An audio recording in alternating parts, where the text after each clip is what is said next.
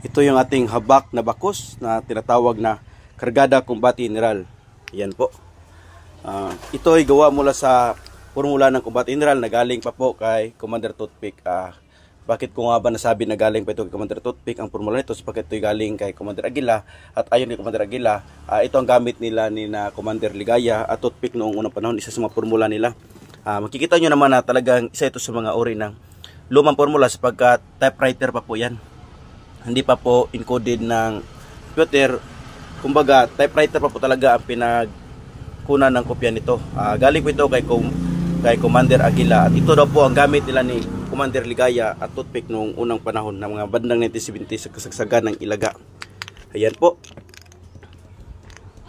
At ang langis nating nilagay dito ay langis mula sa baon ng niyog na walang mata na nilagay natin sa mother ball. Ayan po.